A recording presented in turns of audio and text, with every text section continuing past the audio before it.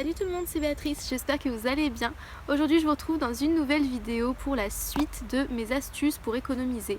Je vous ai fait récemment une vidéo sur 15 astuces pour économiser de l'argent, voilà, sur les petites choses que je fais qui me permettent d'économiser un petit peu au quotidien. Et aujourd'hui je vous retrouve du coup pour la deuxième partie de cette vidéo, donc je vais encore vous donner 15 nouveaux conseils. J'ai pris mes petites notes avec moi pour ne rien oublier et c'est parti, on commence tout de suite. Astuce numéro 1, j'emmène toujours une gourde avec moi lorsque je sors, parce que si je ne prends pas de gourde avec moi, je risque d'avoir soif tout simplement. Et du coup d'être tenté d'acheter une bouteille d'eau, ce qui est un peu dommage pour l'environnement parce que ça fait acheter une bouteille en plastique, et ce qui est dommage pour le porte-monnaie puisque l'eau du robinet ça coûte beaucoup moins cher. Donc voilà, ça coûte rien de penser à remplir sa gourde avant de partir et de la glisser dans un sac. Donc voilà, toujours avoir un petit peu d'eau avec moi. La deuxième chose que je fais, c'est que je note tous mes achats et que je fais mes comptes pratiquement tous les jours, enfin vraiment au jour le jour. Dès que je fais un achat, souvent c'est que je suis dehors, donc je note sur mon téléphone combien j'ai dépensé, est-ce que c'est en liquide ou est-ce que c'était via la carte. Et je le note ensuite sur mon bullet journal dans ma page des finances du mois pour faire mes comptes vraiment tous les jours. Pareil, je consulte tous les jours mon compte en banque, vraiment je suis super assidue parce que c'est très rapide en fait d'oublier qu'on a fait telle ou telle dépense, et du coup ça peut être tellement facile de se retrouver à dépenser plus que ce qu'on prévoyait.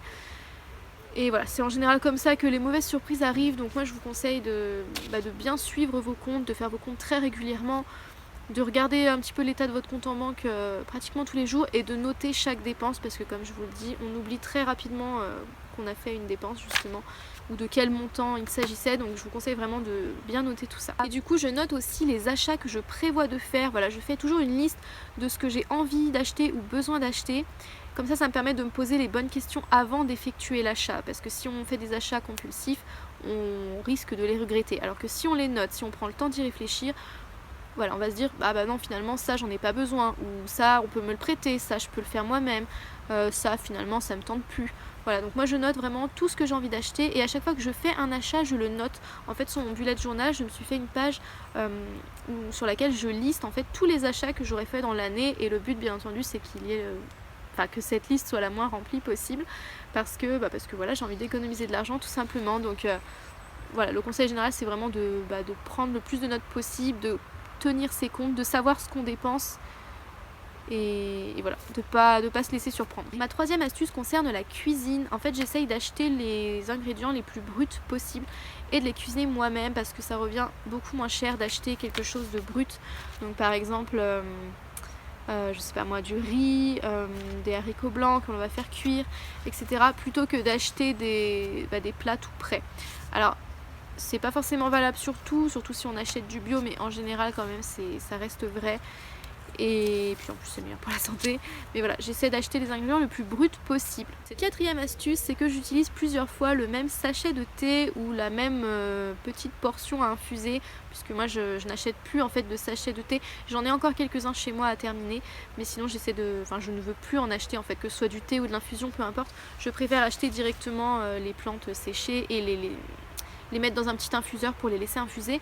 Mais en gros l'idée ça va être d'utiliser plusieurs fois son sachet ou son infuseur, plutôt que de jeter après chaque utilisation, parce qu'en fait on se rend compte que le sachet de thé peut servir plusieurs fois. Alors certes, plus vous allez l'utiliser, moins il restera de goût, mais après l'idée c'est pas non plus d'utiliser 20 fois, mais déjà si on l'utilise 2 fois plutôt qu'une seule, ça permet d'économiser mine de rien un petit peu là-dessus. Ma cinquième astuce, c'est que je n'achète plus tout ce qui est jetable. En tout cas c'est très rare, j'achète encore du papier toilette bien sûr, et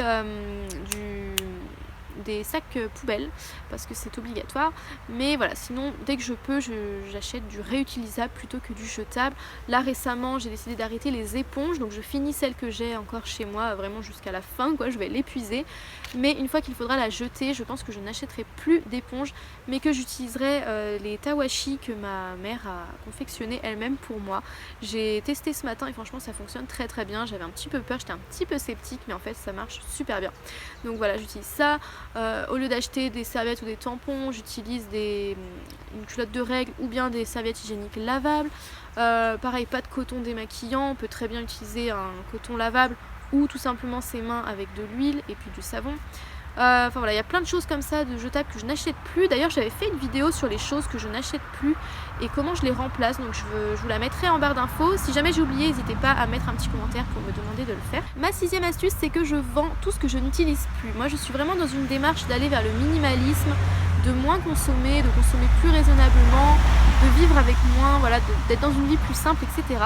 Et du coup je désencombre beaucoup mon chez moi parce que je n'aime pas avoir trop de choses.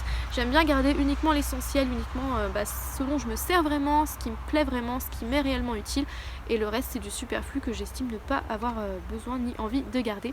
Du coup je vends ce que je n'utilise plus, donc je fais régulièrement du tri chez moi, ou des fois juste quand je passe dans une pièce, je vois un objet, je me pose la question, est-ce que je le garde ou pas, donc je me pose la question encore pendant quelques semaines, puis si je vois que vraiment ça me sert pas, je le vends.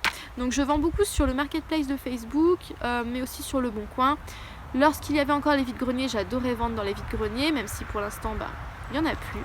Mais voilà, en tout cas je vends tout ce que je n'utilise plus, ça me permet de désencombrer mon intérieur et ça me permet de me faire un petit peu d'argent, et surtout ça évite d'avoir de l'argent qui dort chez soi. Septième astuce, je coupe mes cheveux moi-même. Alors ça je peux le faire parce que moi j'ai une coupe droite très simple, très classique, donc je peux me le permettre étant donné que je coupe juste les pointes de temps en temps histoire de rafraîchir un peu la coupe, on va dire. Mais voilà, je coupe mes cheveux moi-même, ça m'économise quand même pas mal de frais parce que le coiffeur ça coûte très cher, mais j'ai conscience qu'on peut pas tous le faire. Si vous avez une coupe vraiment particulière et que vous n'avez pas spécialement de compétences en coiffure, c'est sûr qu'il vaut peut-être mieux aller voir un coiffeur. Mais voilà, si vous pouvez faire vous-même votre petit rafraîchissement de coupe, franchement faites-le parce que ça fait faire de sacrées économies. Huitième astuce, enfin moi je considère ça comme une petite astuce, je fais des vidéos sur YouTube parce que ça me permet d'avoir un petit revenu voilà, complémentaire qui est toujours bon à prendre. Mais l'idée globale, ça va pas être forcément de vous conseiller de faire des vidéos sur YouTube, mais ça va plutôt être d'exploiter vos talents en fait pour qu'ils vous rapportent éventuellement quelque chose. Donc ça peut être tout et n'importe quoi. Si vous aimez créer des choses, vous pouvez les vendre. Je sais pas moi, soit vendre vos créations, vendre vos services, je ne sais pas. Mais voilà, exploitez vos talents en tous les cas. Neuvième astuce, je termine ce que j'ai avant de racheter. Donc quand j'ai un produit, je l'utilise vraiment jusqu'à la fin avant d'en acheter un autre. Voilà, je ne gaspille pas. Dixième conseil, c'est de garder les sacs plastiques lorsque vous allez faire des courses et qu'on vous en donne un gratuitement. Ça va être de le garder parce que ça va pouvoir vous servir lorsque vous amenez quelque chose chez quelqu'un. Lorsque vous en avez besoin en fait, quelle que soit l'occasion, et du coup de toujours l'avoir sur vous, donc soit dans votre voiture, soit dans votre sac à main, avoir toujours un sac plastique avec vous parce que si un jour vous faites des courses, c'est dommage de vous retrouver au dépourvu et d'être obligé d'acheter un sac. Onzième astuce, c'est que j'ouvre le four en fin de cuisson, donc lorsque j'ai utilisé mon four et que mon plat a fini de cuire, j'ouvre la porte, comme ça permet de chauffer un petit peu la cuisine. C'est pas grand chose, c'est pas révolutionnaire, mais c'est toujours bon à prendre. 12e astuce, j'utilise mes aliments au maximum, j'essaie de ne pas gaspiller. Par exemple, récemment j'ai utilisé les pelures d'orange pour me faire un vinaigre ménager parfumé justement à l'orange. Les citrons, lorsque j'ai fini de les presser et qu'il n'y a plus de jus dedans, je garde encore les citrons pour les ongles, pour les fortifier un petit peu, les faire briller, et je les garde également pour soit pour faire un peu de ménage, soit aussi pour désodoriser le frigo. En fait, le fait de laisser une moitié de citron dans le frigo, ça aide à chasser les mauvaises odeurs. Voilà, en gros j'essaie vraiment d'utiliser chaque aliment le plus possible, bien sûr de ne pas gaspiller, dès que j'ai des restes je les mange, et voilà, je ne gaspille pas. Par exemple, si vous faites, je sais pas, mettons que vous faites un poulet, ce serait pas trop mon cas parce que j'essaie de plus manger de viande à part quand je suis invitée ou quoi, mais si vous faites un poulet par exemple, utilisez vraiment votre poulet jusqu'au bout, jusqu'à ce qu'il n'y ait plus rien dessus, même limite garder les os pour une soupe, voilà, pour qu'il y ait juste un petit peu le goût du poulet. Enfin vraiment utiliser les aliments au maximum pour ne pas gaspiller. 13e astuce, c'est d'étendre son linge plutôt que d'utiliser un sèche-linge, ça fait des économies d'électricité. Ma 14e astuce, c'est que je lave et que je réutilise les bocaux, ça permet d'éviter d'en acheter tout simplement, et ça permet d'éviter d'acheter des boîtes de conservation. Voilà, au moins vous réutilisez quelque chose, vous n'avez pas gaspillé, vous recyclez, et ça vous fait toujours une dépense en moins. Et enfin, 15e et dernière astuce pour cette vidéo, lorsque j'achète sur internet, je regarde les sites d'occasion ainsi que les sites de bon plan et les codes promo. Voilà, je n'achète jamais au hasard sur internet, j'essaie vraiment toujours d'acheter le moins cher possible en fait. Donc déjà la première chose que je fais, c'est de me tourner vers les sites d'occasion, que ce soit Vinted, eBay, le marketplace de Facebook, le Bon Coin, etc. Tous les sites de vente d'occasion. Et si je ne trouve pas ce que je veux là-dedans, alors je vais essayer de regarder sur internet si je trouve un code promo pour un autre site. Et lorsque ça s'y prête, je vais également regarder par exemple sur Groupon, lorsque je veux faire un cadeau à quelqu'un comme un massage ou une expérience. En général, je vais regarder sur Groupon parce qu'il y il y a des tarifs quand même plus intéressants. Voilà, c'était mes 15 astuces pour économiser de l'argent. J'ai encore des astuces à partager avec vous, donc si une partie 3 vous intéresse, n'hésitez pas à mettre un petit pouce bleu ou à me dire en commentaire que ça vous intéresse et je me ferai un plaisir de vous la faire. En attendant, j'espère que cette vidéo vous a plu. Si c'est le cas, n'oubliez pas le petit pouce bleu et moi je vous fais de gros bisous et je vous dis à bientôt pour une prochaine vidéo. Bye!